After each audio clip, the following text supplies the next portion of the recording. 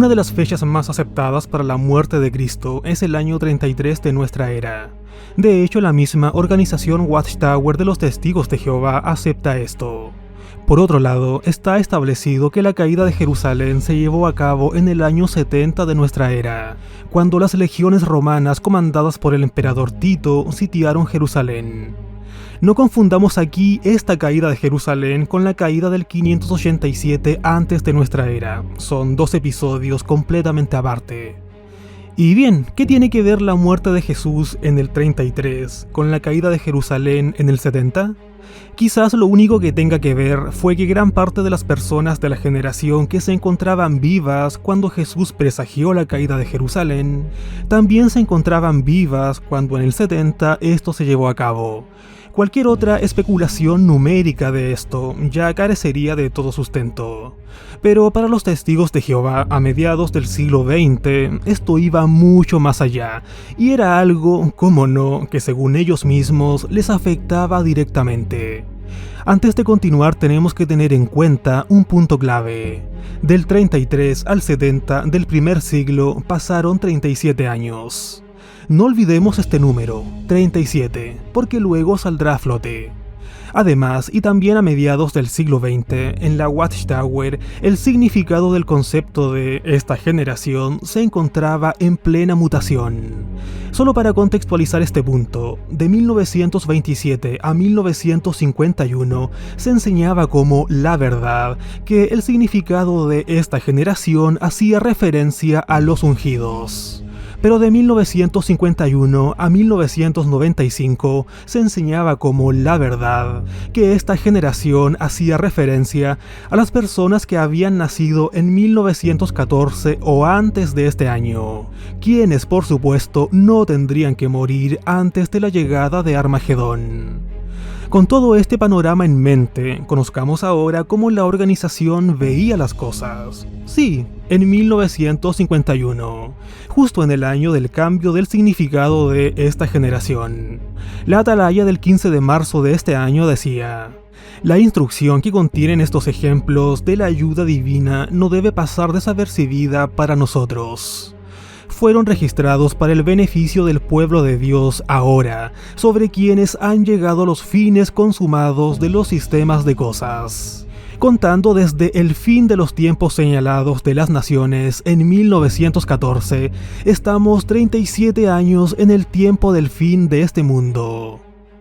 Notemos cómo la organización estaba tratando de establecer un sutil paralelismo entre su visión de las cosas con los hechos acontecidos en el primer siglo.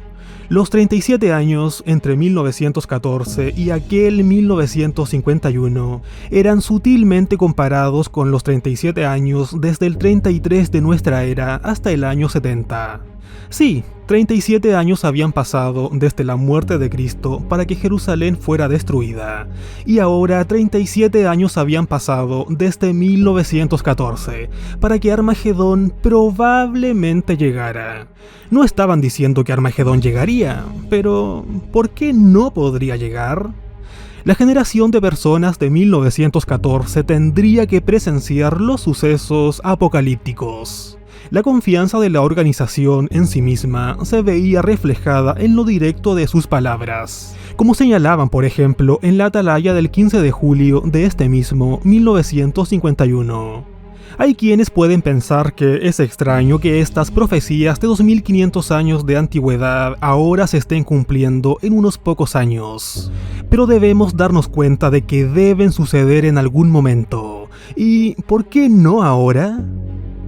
Haciendo uso de la psicología, la organización estaba dejando en claro en el 51 que el cumplimiento de las profecías bíblicas ni siquiera se llevaría a cabo en unos cuantos años, sino que pudiera ser ahora, refiriéndose por supuesto a aquel año o a aquel momento.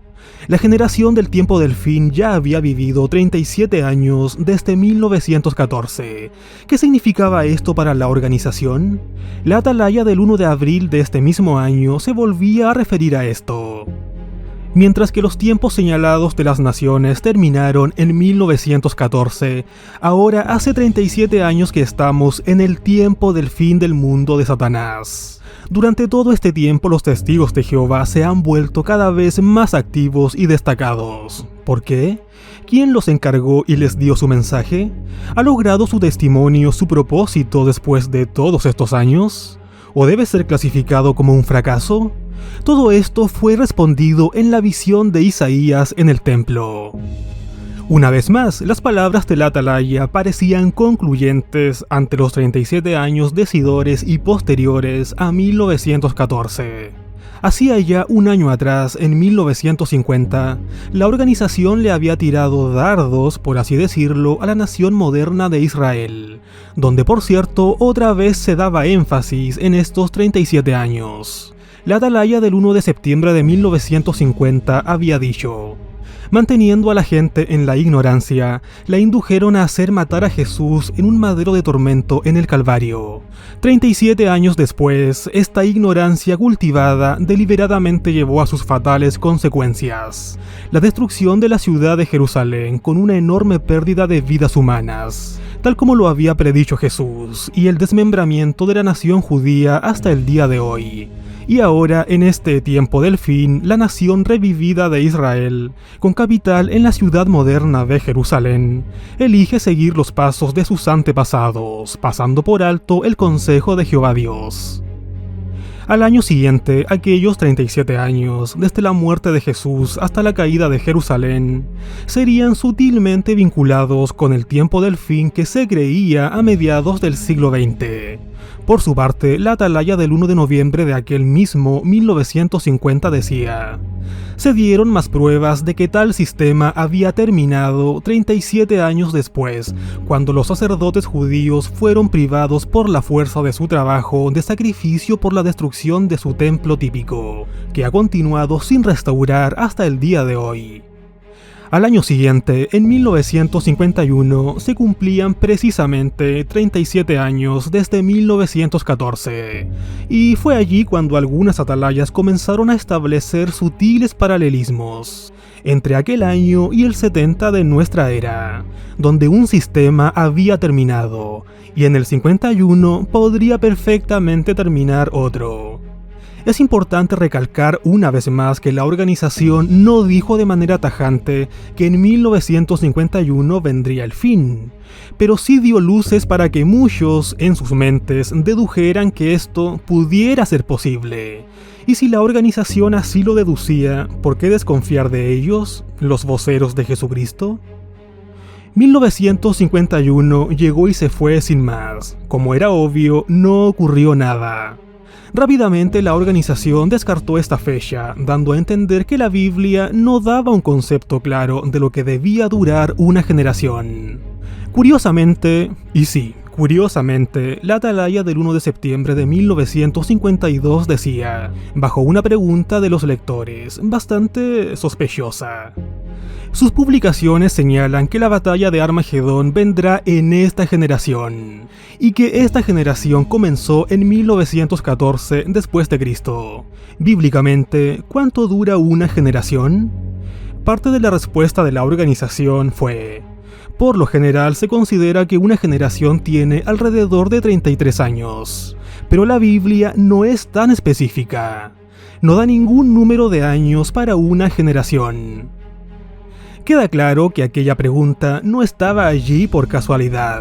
Muchos habían concluido quizás de manera cierta que los últimos 37 años de Jerusalén en el primer siglo eran símiles a los siguientes 37 años desde 1914, concluyendo en 1951.